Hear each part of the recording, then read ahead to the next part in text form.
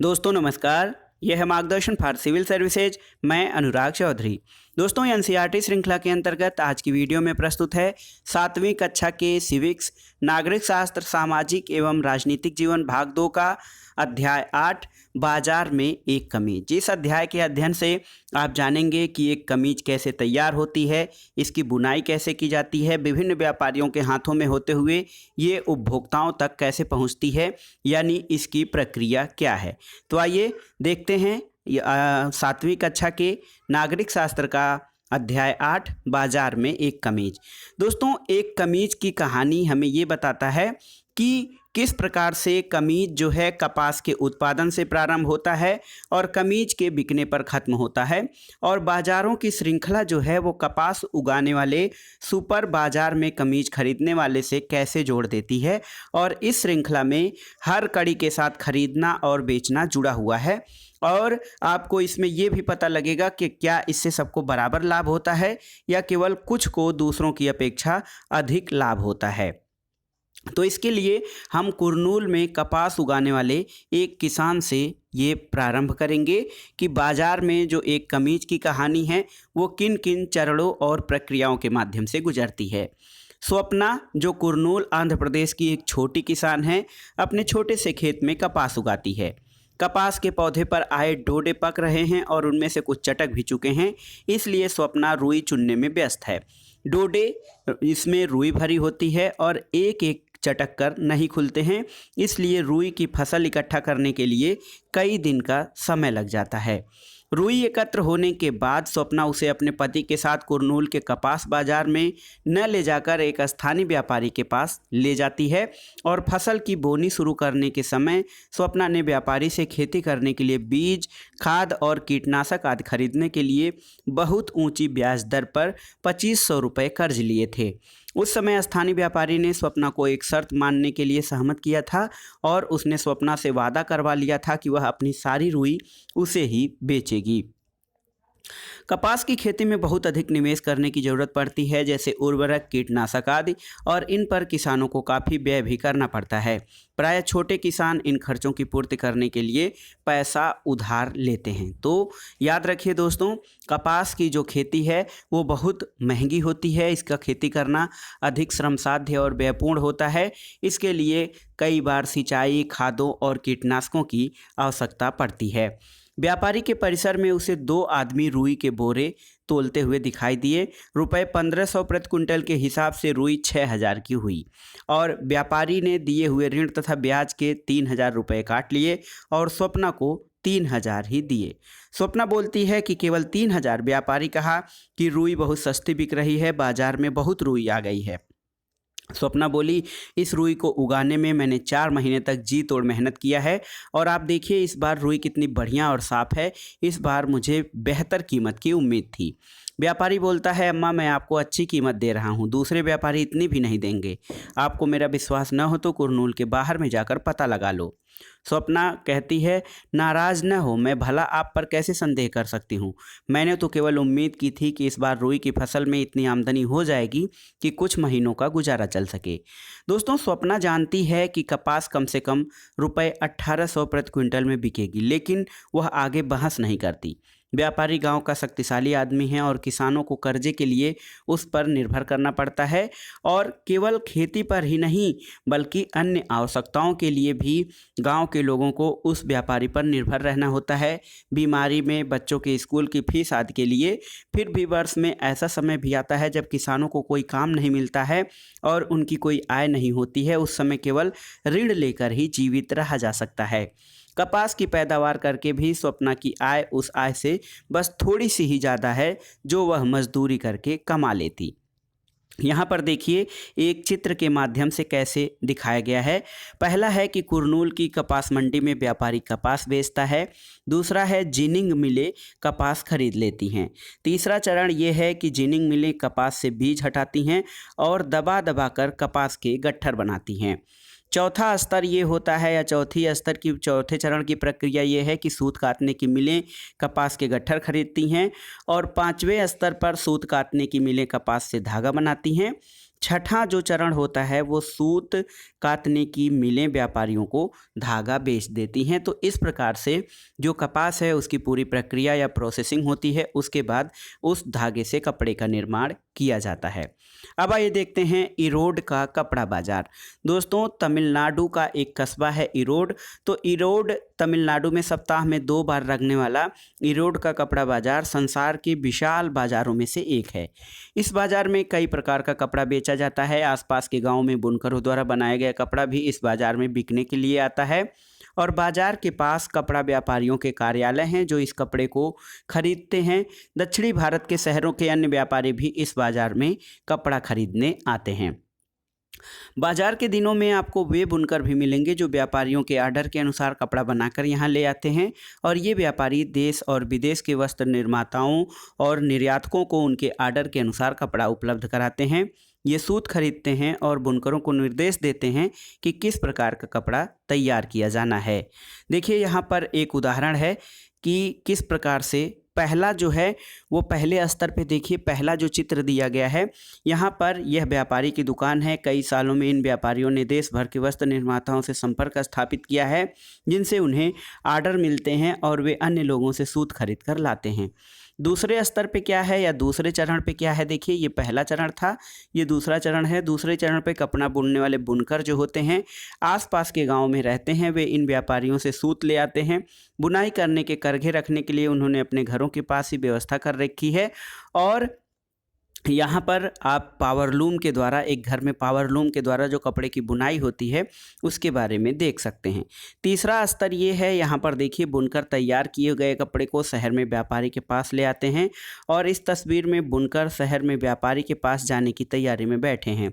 व्यापारी ये हिसाब रखता है कि उन्हें कल कितना सूत दिया गया था और बुने हुए कपड़े का उन्हें कितना भुगतान करना है। तो यहाँ पर देखिए कैसे प्रक्रिया चलती है व्यापारियों की जो कपड़े का व्यापार करते हैं। दादन व्यवस्था, बुनकरों द्वारा घर पर कपड़ा तैयार करना। दोस्तों, कपड़ा उपलब्ध कराने के लिए जो आर्डर मिलता है उनके आधार पर व्यापारी बुनकरों के बीच काम बांट देता है। बुनकर जो होते हैं व्यापारी से सूत लेते हैं और तैयार कपड़ा उन्हें देते हैं। इस व्यवस्था से बुनकरों को स्पष्टतः 2 लाभ होते हैं। बुनकरों को सूत खरीदने के लिए अपना पैसा नहीं लगाना पड़ता है और साथ ही तैयार कपड़ों को बेचने की व्यवस्था भी हो जाती है। बुनकरों को प्रारंभ में ही पता चल जाता है कि उन्हें कौन सा कपड़ा बनाना है और कितना बनाना है। कच्चे माल को प्राप्त करने और तैयार माल की बिक्री के लिए भी व्यापारियों पर बड़ी निर्भरता के चलते व्यापारियों का बहुत वर्चस्व बन जाता है। वे आर्डर देते हैं कि क्या कपड़ा बनाया जाना है और इसके लिए वे बहुत कम मूल्य देते हैं। बुनकरों के पास यह जानने का कोई साधन नहीं है कि वे किसके लिए कपड़ा बना रहे हैं और वह किस कीमत पर बेचा जाएगा। कपड़ा बाजार में व्यापारी यह कपड़ा पहनने के, वस्त्र बनाने के कारखानों में बेचते हैं और इस तरह से बाजार का झुकाव व्यापारियों के हित में अधिक होता है। दोस्तों, दादन व्यवस्था जो होती है, इसी व्यवस्था से पापड़, बीड़ी और मसाले बनाने में भी इसका प्रयोग किया जाता है। बुनकर अपनी सारी जमा पूंजी लगाकर या ऊंची नीची ब्याज दर पर ऋण लेकर करघा खरीदता है और एक करघे का मूल्य 20,000 रुपये होता है। इसलिए छोटे बुनकर को 2 करघों के लिए 40,000 का निवेश करना पड़ता है और इन करघों पर अकेले काम नहीं किया जा सकता है।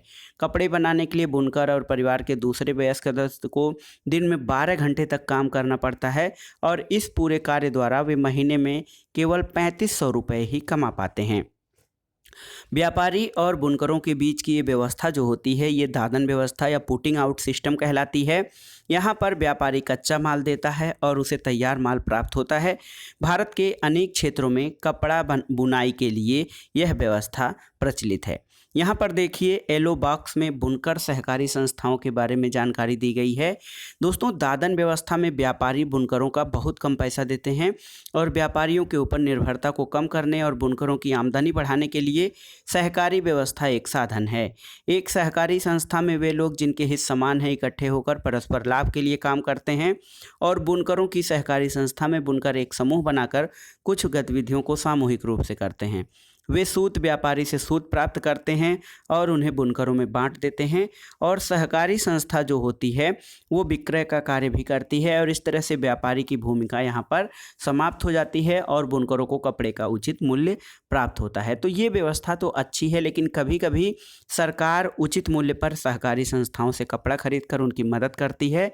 जैसा कि तमिलनाडु में सरकार स्कूल के निःशुल्क गणवेश योजना चलाती है, और इसके लिए पावरलूम बुनकरों की सहकारी संस्था से कपड़ा लेती है, और इस तरह सरकार हथकरघा बुनकर सहकारी समिति से भी कपड़ा खरीदकर कोऑप्टेक्स नामक दुकानों के माध्यम से बेचती है। और अपने अपने शहर में शायद कहीं ऐसी दुकान आपने देखी भी होगी। यहाँ पर देखिए दोस्तों, किस तरह से एक गारमेंट फैक्ट्री में महिला मजदूर बटन टाँक रही हैं।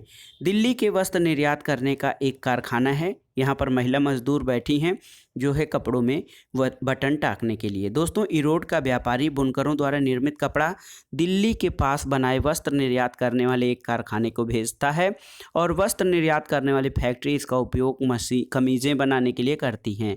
ये कमीज़ें विदेशी खरीदारों को निर्यात की जाती हैं, और कमीज़ों के विदेशी ग्राहकों में अमेरिका और यूरोप के ऐसे व्यवसायी हैं जो स्टोर्स की श्रृंखला चलाते हैं। ये बड़े बड़े स्टोर के स्वामी केवल अपनी शर्तों पर ही व्यापार करते हैं। वे माल देने वालों से न्यूनतम मूल्य पर माल खरीदने की मांग करते हैं, और साथ ही वे सामान की उच्चतम स्तर की गुणवत्ता और समय पर सामान देने की शर्त भी रखते हैं। सामान जरा सा भी दोषयुक्त होने पर या माल देने में जरा देर होने पर वे सख्ती से निपटते हैं। इसलिए निर्यातक इन शक्तिशाली ग्राहकों द्वारा निश्चित की गई शर्तों को भरसक पूरा करने की कोशिश करते हैं। तो आपने क्या देखा दोस्तों? आपने ये देखा कि जो भी बड़े व्यवसायी हैं, अधिकतर जो लाभ होता है उन्हीं के पक्ष में होता है, और जो स्तर है बुनकरों का या जो सबसे निचले स्तर पर है बुनकर है, उसकी स्थिति सबसे कमज़ोर होती है। ग्राहकों की ओर से इस प्रकार के बढ़ते दबावों के कारण वस्त्र निर्यात करने वाले कारखाने खर्चों में कटौती करने का प्रयत्न करते हैं, और वे काम करने वालों को जहां तक संभव हो सके न्यूनतम मजदूरी देकर अधिकतम काम भी लेते हैं, और इस तरह से वे अपना लाभ तो बढ़ाते ही हैं, विदेशी ग्राहकों से भी सस्ते दामों पर जो है वो वस्त्र देते हैं। दोस्तों, इम्पेक्स गारमेंट फैक्ट्री का एक उदाहरण है। इसमें लगभग 70 कामगार हैं, और उनमें से अधिकांश महिलाएं हैं। इनमें से अधिकतर कामगारों को अस्थायी रूप से काम पर लगाया गया है। इसका आशय है कि जब भी फैक्ट्री मालिक को लगे कि कामगार की आवश्यकता नहीं है, वह उसे जाने को कह सकता है। कामगारों की मजदूरी उनके कौशल के अनुसार तय की जाती है। काम करने वाले को अधिकतम वेतन जो है दर्जी को मिलता है, जो लगभग 3000 प्रति माह होता है। स्त्रियों को सहायक के रूप में धागे काटने, बटन टाँकने, इस्त्री करने और पैकिंग करने के काम में रखा जाता है, और इन कामों के लिए केवल न्यूनतम मजदूरी दी जाती है। जैसे दर्जी को 3000 प्रति माह, और इस्त्री करना, प्रेस करना का 1.5 रुपये प्रति पीस, जाँच करने वाले को रुपये 2000 प्रति माह, और धागे काटना और बटन लगाने वाले को 1500 रुपये प्रति माह वेतन मिलता है। यहाँ पर देखिए, वही कमीज जो यहाँ पर बनकर तैयार होकर जाती है, वो अमेरिका में वह कमीज कितने की बिकती है। यहाँ पर देखिए, खरीद मूल्य 300 रुपये है, और भंडारण आदि का खर्च 200 रुपये है। इसके अलावा विज्ञापन एजेंसी पर 400 रुपये का खर्च है, और 4, 2, 6, 3, 900, ये लाभ लगभग 900 रुपये का होता है। तो यदि कुल मिलाकर कुल खर्चों में लाभ को जोड़ दिया जाए तो ये कीमत 1800 रुपये आती है। और देखिए, इस कमीज की कीमत जो $26 रखी गई है, ये 1800 रुपये की बेची जाएगी बाज़ार में, और एक तरह से देखा जाए तो 900 रुपये उस कंपनी का फ़ायदा होता है। और ये जो कमीज है जितनी अधिक संख्या में बेची जाएगी, वो व्यापारी को उतना ही अधिक फ़ायदा देगी। वस्त्र निर्यातक 300 रुपये प्रति कमीज के हिसाब से कमीज बेचता है। कपड़ा और कमीज में लगने वाले अन्य कच्चे माल का मूल्य 100 रुपये प्रति कमीज के हिसाब से पड़ता है। कामगारों की मजदूरी 25 प्रति कमीज, और कार्यालय चलाने का खर्च रुपये 25 प्रति कमीज की दर से हुआ। और वस्त्र निर्यातक को प्रति कमीज मिलने वाला जो लाभ है वो केवल 100 से 150 रुपये है, जबकि जो ब्रांडेड कंपनी है उसको 900 रुपये लाभ में बेचती है। बाज़ार में आपको देखना है कि लाभ कमाने वाले कौन लोग होते हैं। तो दोस्तों, बाज़ारों की एक श्रृंखला के उत्पादनकर्ता को सुपरमार्केट के खरीदार से जोड़ देती है, और इस श्रृंखला की हर कड़ी पर खरीदना और बेचना होता है। कौन कौन से लोग थे जो खरीदने और बेचने की इस प्रक्रिया में सम्मिलित थे? तो दोस्तों जो है खरीदने और बेचने की प्रक्रिया में छोटे स्तर के व्यापारी से लेके जो सूत देकर कपड़ा बुनवाता है, वहाँ से लेकर जो सुपरमार्केट में बैठा हुआ व्यापारी है, वहाँ तक का स्तर जो होता है वो होता है। लेकिन आपने देखा कि बाज़ार पे अधिकतम लाभ वही कमाता है जो कि सुपरमार्केट या मॉल में जो उच्चतम स्तर पर होता है, वो लाभ अधिक कमाता है, जबकि कुछ को खरीदने बेचने से कुछ खास लाभ नहीं होता है। और बहुत अधिक परिश्रम करने के बाद भी कुछ लोग बहुत कम कमाते हैं, लेकिन बिना परिश्रम के केवल ब्रांड बनाकर सुपरमार्केट में उच्चतम स्तर पर रहने वाला जो व्यापारी है, उसको अधिकतम लाभ होता है। तो आपको जानना चाहिए कि बाजार में जो लाभ होता है उसका असमान वितरण होता है। बाजार और समानता की बात करते हैं तो विदेशी व्यवसायी ने बाजार में अधिक मुनाफा कमाया, उसकी तुलना में वस्त्र निर्यातक का लाभ मध्यम श्रेणी का रहा, और दूसरी ओर वस्त्र निर्यातक फैक्ट्री के कामगार मुश्किल से केवल अपनी रोजमर्रा की ज़रूरतों की पूरा करने लायक कमा सके। इस तरह से आप जान सकते हैं दोस्तों, कपास उगाने वाले छोटे किसान और इरोड के बुनकरों ने कड़ी मेहनत की, लेकिन बाजार ने उन्हें उनके उत्पाद का उचित मूल्य नहीं दिया और व्यवसायी और व्यापारियों की स्थिति बीच की है। बुनकरों की तुलना में उनकी कमाई अधिक हुई है, लेकिन निर्यातक की कमाई से बहुत कम है। इस तरह बाजार में सभी लोग बराबर नहीं कमाते हैं। प्रजातंत्र के अंतर्गत सबको बाजार में उचित मजदूरी मिलनी चाहिए थी, फिर चाहे वह कांता हो या स्वप्ना हो, और यदि परिवार पर्याप्त नहीं कमाएंगे तो वे आपको दूसरों के बराबर नहीं समझेंगे। यहाँ पर देखिए एक बाजार है, किस प्रकार से यहाँ चीज़ें लगी हुई हैं करीने से। आप जो रेडीमेड वस्त्र खरीदते हैं उनके पीछे कई अलग अलग लोगों का प्रयास होता है। एक और बाजार के लोगों को काम करने, उन चीज़ों को बनाने और बेचने के अवसर मिलते हैं जो उन्हें उगाते या बनाते हैं। किसान यहाँ रुई बेच सकता है तो बुनकर अपना बनाया हुआ कपड़ा, और दूसरी ओर बाजार से धनवान और शक्तिशाली लोग प्राय सर्वाधिक कमाई करते हैं, क्योंकि ऐसा इसलिए होता है कि ये लोग पहले से धन वाले होते हैं और ये पता है कि जो अधिकतम धन वाले लोग होते हैं वही अधिकतम लाभ कमाते हैं, और जो गरीब होते हैं उनको अनेक चीज़ों के लिए धनी और शक्तिशाली लोगों पर निर्भर करना पड़ता है। जैसे कि आपने स्वप्ना के उदाहरण में देखा कि उसे कर्ज लेने के लिए सेठ के पास जाना था, इसलिए उसे अपनी रुई सस्ते दाम पर कपास जो है वो उसी जो है सेठ को बेचना पड़ा। दोस्तों ये निर्भरता जो है, इसी निर्भरता के कारण बाज़ार में गरीबों का शोषण होता है, और इन समस्याओं के समाधान के लिए भी कई रास्ते हैं, जैसे उत्पादक मिल सहकारी संस्थाएं बनाएं और कानूनों का दृढ़ता से पालन हो। और दोस्तों इसके अलावा कैसे आप आगे के अध्याय में एक जानकारी पाएंगे कि किस प्रकार से एक नदी है तवा नदी, वहाँ के मछुआरों ने एक सहकारी संस्था प्रारंभ करके जो है अधिक लाभ कमाया था। इसके अलावा दोस्तों इस अध्याय में जो प्रमुख शब्दावली प्रयुक्त हुई थी वो क्या था? एक था जिनिंग मिल, तो वह फैक्ट्री जहाँ रुई के गोलों से बीज अलग किए जाते हैं। यहाँ पर रुई को दबाकर गट्ठर भी बनाया जाता है जो धागा बनाने के लिए दूसरी कंपनी या फैक्ट्रियों में भेजा जाता है, उसे जिनिंग मिल कहा जाता है। निर्यातक या एक्सपोर्टर वो होता है जो व्यक्ति विदेशों में माल बेचता है। मुनाफा क्या होता है? तो मुनाफा लाभ या प्रॉफिट वो आमदनी होती है, उसमें से सारे खर्चों को घटा देने के बाद जो राशि बचती है। यदि खर्चे आमदनी से ज़्यादा हो जाएं तो घाटा होता है, और जो खर्चे हैं आमदनी से कम होनी चाहिए तभी लाभ कमाया जा सकता है। तो ये था आज का वीडियो दोस्तों। वीडियो आपको कैसा लगा हमें कमेंट बॉक्स में ज़रूर बताइएगा। वीडियो को लाइक करें, शेयर करें और इस चैनल मार्गदर्शन फॉर सिविल सर्विसेज को सब्सक्राइब करें। वीडियो देखने के लिए धन्यवाद। नमस्कार।